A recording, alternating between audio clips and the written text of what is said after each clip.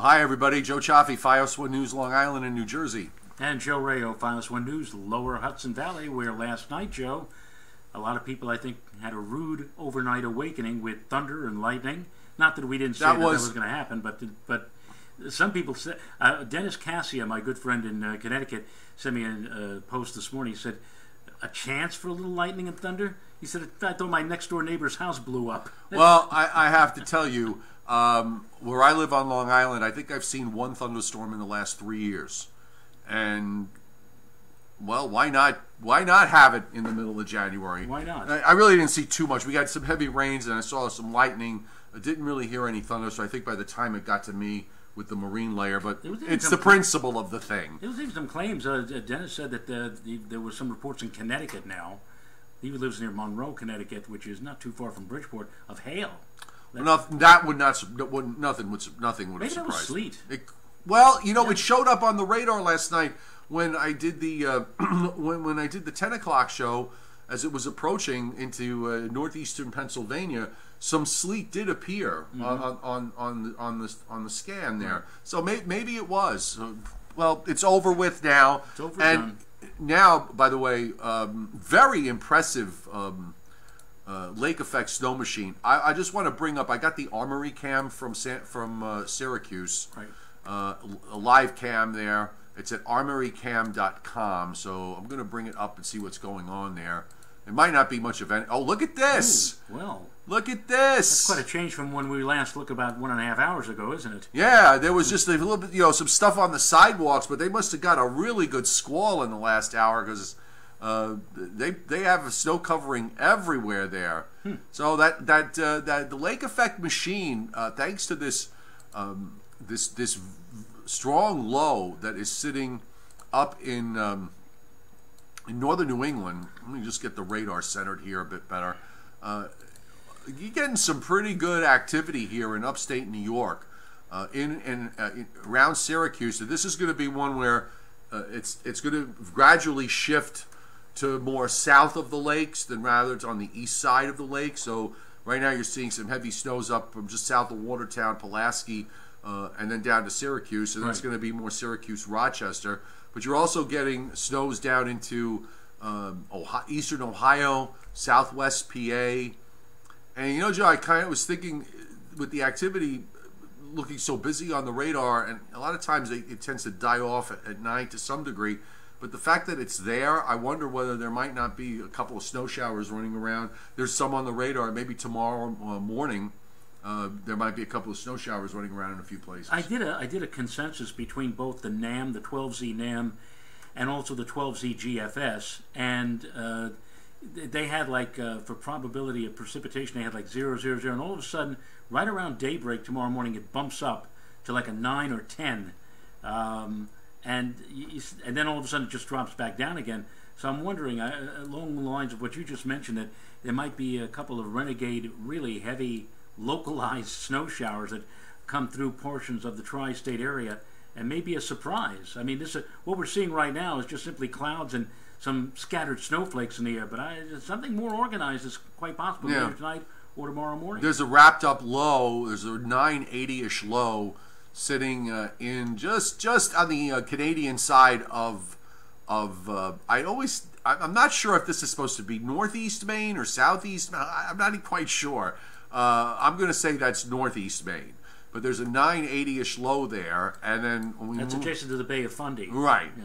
And when we go back to the west, north and west of Lake Superior, we have a 1040-ish high. So you're looking at a 60 millibar pressure change over not too long a distance. I mean, it is a long distance, but it is not. Right. And we talked about yesterday this sort of stair-step decline with the cold air, and you see these fronts that have already passed, and it's one that's now moving into the northern lakes. That's going to have the real cold air that's going to come in here for tomorrow night, Friday, Saturday, and for Sunday. Well, the alignment of the upper level winds. Right now, if you look at the upper air pattern, we're more or less in a southwesterly flow aloft, although we have a northwesterly surface wind.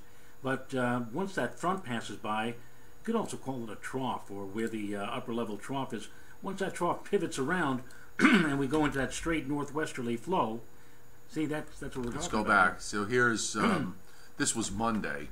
So here we are, Tuesday, Wednesday see, we got morning, Wednesday afternoon, and now Wednesday evening. So yeah, we have to wait for that. There's you could see the upper low that's over the storm in Maine, and then it's kind of stretched back across New York State. Right. There's a short wave that's coming around, and that's just what you were speaking of. Right, decidedly colder the next couple of days. Now today, for example, and there's a shortwave, by the way, as it moves through early tomorrow morning. Our evening news anchor, Mike Gilliam, was mentioning the fact to me on our 5 o'clock show. He said, it's a nice mild day out there.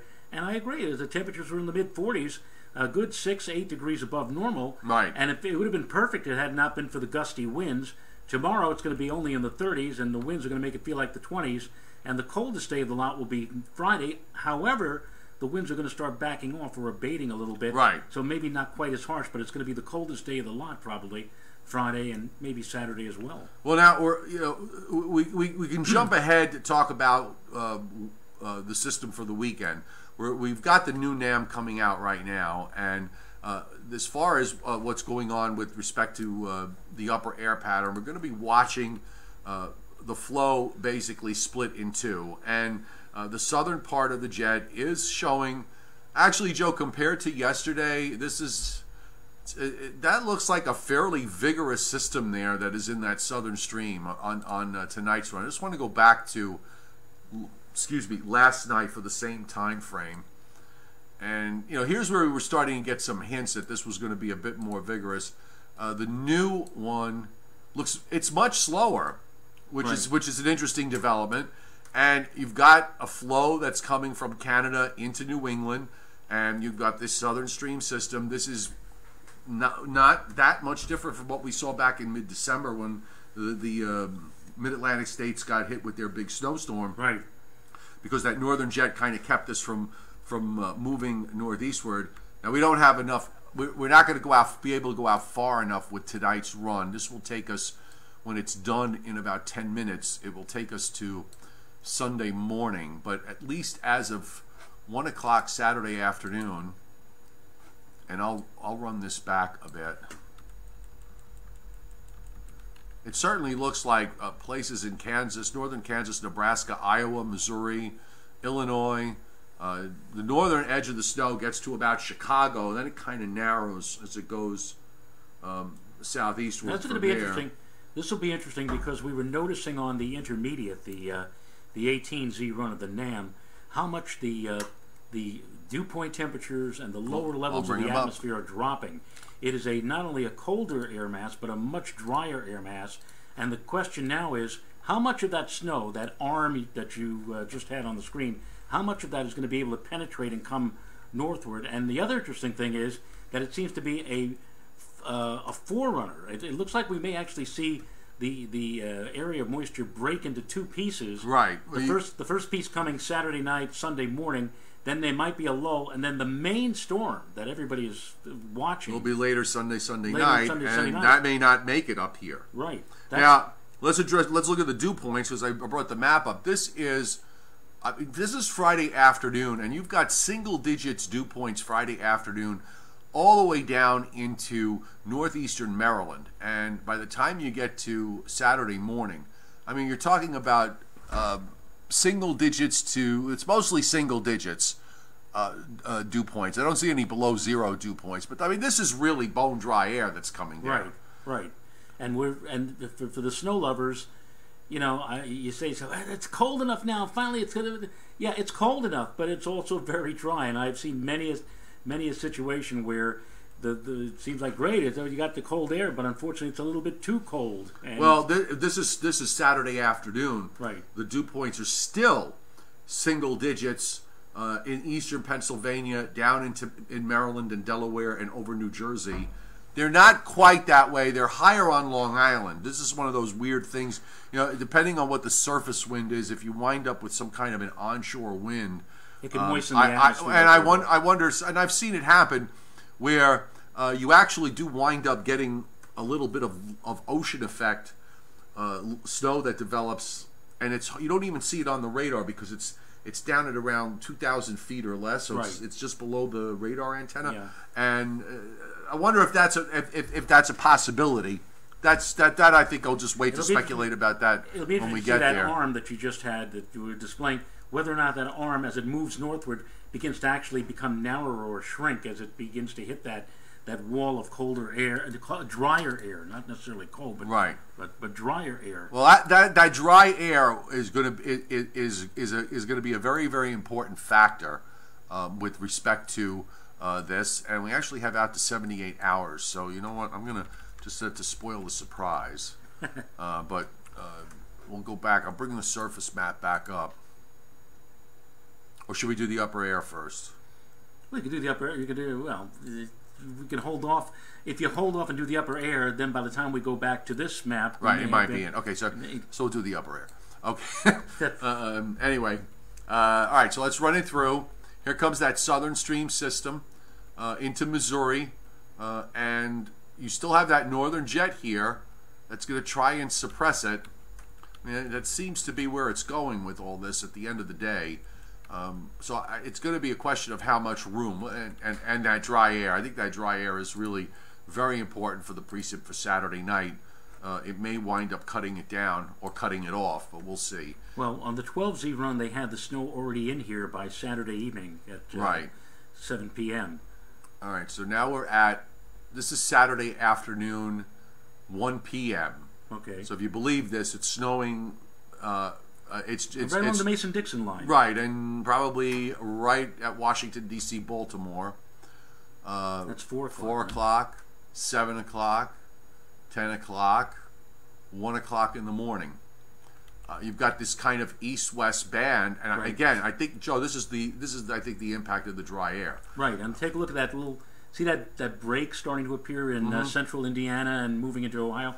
So maybe what we'll have is that this, like a snake, will kind of like stretch.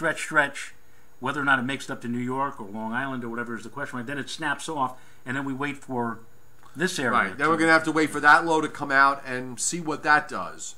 And look, I mean, barring some like crazy surprise, I can't imagine this winding up being a big deal overall. So I'm not thinking we're talking about anything. In my mind, I was thinking that this could be something that, where the northern fringe of snow gets to somewhere between White Plains and Poughkeepsie, and then from there down to about Route 195, somewhere in between there, thinking along the lines of where it's like a coating to an inch or two, and then maybe south of 195 was where you could wind up with a couple of inches or 3 or a little higher. It might, but we're just now entering that as I mentioned the other night, the 3.5 day interval time zone now where we're getting a lot more data to be fed into the supercomputers. Right. We're working on it, chomping away at it now. And don't be surprised if we see, at least for the Hudson Valley. I can't speak now for Long Island or for the immediate New York area, but for the Hudson Valley, which is where I forecast on a daily basis, it may look now that we may not see much of anything out of it. That could it could very well wind up being that way. It's always been in situations like this. You always wonder about where the northern edge of the northern line, the cutoff line, will be. And this is no doubt going to be one of those situations. You're still enjoying looking at Syracuse, right? Oh, that was a lag shot from before. When I switched the scene, so you could bring the Facebook up. I'm just trying to read through. My kids want snow. Long Beach, Merrick, going up to Kerhonkson. I don't know where is that. Kerhonkson is near the Mohawk Mountain House in the Shawangum Mountains range in and around the lower Catskills. So that's a nice, lovely area to be. Especially if you want snow. They haven't had too much snow, though, I think, up there. Although they may see a few heavy snow showers in the Catskills induced by orographic lifting, I guess, or terrain effects with these snow showers that are coming down from the Great Lakes. The weather wolves pointing out, and I guess we should bring up the satellite loop, and then we'll check the NAM. So those last few frames of the NAM should be out shortly. By the way, just because the NAM has what it has doesn't necessarily mean it's Bible. No, of course there's other models for us to look at. And I'm getting tired. There are people who have been pinging me on my. Is that what you use when they send you a message I know it's Messenger, but how do you say that on Facebook? When they message you on Messenger? Yeah, that's how you say it, Messenger? When they message you on Messenger. I say ping? pinging. Okay, that's it's fine. Pinging me. And they're saying, how come you haven't said much about the Sunday storm? In other words, how come I haven't gone into a diatribe about this? Why are you only saying in your forecast, I post the daily forecast, I'm saying Sunday, chance of snow or flurries. And people are upset with me that I'm not going in. And here's the reason, folks. They'll live with it. I wait until right about now. You'll see some diatribes now or some discussions, but beyond 3.5 days, I ain't putting up more than just what may happen in a single line here. You know, look, I've been doing this I've been doing this now. This is my fifth winter since I started doing this stuff, starting with Facebook and everything else that I've been doing and expanded. Everybody knows how I approach things, and you know what? It's a forecast. It's step by step. There's website posts to read if you want to read what's going on. Sure. Take the time to read it. You want to see postings of what the European model is suggesting in terms of snowfall 4, 5, 6, 7 days out. It's all there. You're not going to find it. Knock yourself out. You're not going to find it here, or at least you're not going to find it on my page. Right. You try to give, we always try to give you a little bit of context here, or actually try to give you a lot of context, and context that makes sense. I don't know what else to tell you. Listen, let me just put it this way. When I put up a post on Facebook and I read the comments, I can tell from the comments whether you've actually read the post or not. I've put up posts that have said, I have done this over the years, Joe, where I've had posted situations where I've put up posts that were about an incoming system that, in the end, was not going to produce anything. Okay? Right. And it would be clear from the comment that the person, instead of reading the post, didn't read it. Well, they didn't read it. Yeah. They'll reflexively say, "Oh, there you go, hyping a storm again." And my response is, "Okay, so if you read the post, you'd realize that I actually said in there that we're not going to get anything." So, look, it's all up there. It's all up there for grabs. Certainly, we'll be able to take the time out to answer any of your questions when we can, but we can't always get to them. But the bottom line is, at this stage of the game, most of you who are here on a regular basis and follow weather understand this. But for those of you who,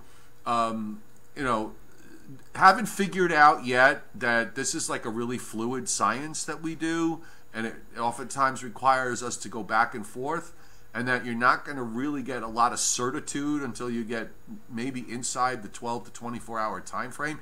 If you haven't figured that out by now, after all these years, we're not the issue. Okay? So, anyway, enough of that. That killed enough time. We can get back to the NAM. But yeah, that storm's pretty well wrapped up there. I mean, it really is. And it's going to sit there for another 36 hours. So we're going to have that cranking wind. And now, of course, you're starting to see that moisture coming in from the west with the system that we're going to be watching for over the weekend. So now let's reveal the mystery of the new NAM and see what it did. And then, of course, we'll ooh and ah, and then after the letdown is over, we'll start thinking, okay, the GFS starts in about 30 minutes. Don't you feel now like Monty Hall getting ready to reveal what's behind door number 3? I was never big on picking door number 3. I always liked taking to pick 1 or 2. I never liked the number 3. I like door number 4. All right, so let's go. This is Sunday at 1 a.m., 4 a.m., 7 a.m. Okay, so Joe, basically what it's saying, basically what it's saying is you get this warm advection to come in. Either the dry air takes care of it and makes it disappear, or the trying to come over the mountains in Pennsylvania causes it to dry up, and that's what it does. And then you wait to see if you start to get that surface low that's off the North Carolina coast. That is probably going to bring significant snow to the interior mid-Atlantic states. Maybe up into Washington, D.C., Baltimore. Whether that winds up bringing snow up through further north to coastal New Jersey and the South Shore of and into Long Island, which is what the European did do in its forecast earlier today, that remains to be seen. And you see, now we also have access to the European now is doing just like some of the other operational models. The in-between. The in-between, and we got a chance to see the in-between, the 18Z European. And it's still, the 18Z was still suggesting snow for the tri-state area, for Long Island, but it also showed more of a suppression.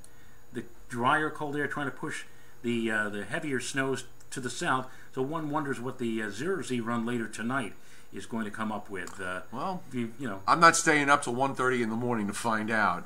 All right, so let's leave it at that, folks. So coming up at the top of the hour, and I have FiOS 1 News Long Island and New Jersey to do. And of course I have FiOS 1 News Lower Hudson Valley, and if you want really the most accurate and most unbiased of any of the forecasts, I think in the immediate area, you head to FiOS 1 for that.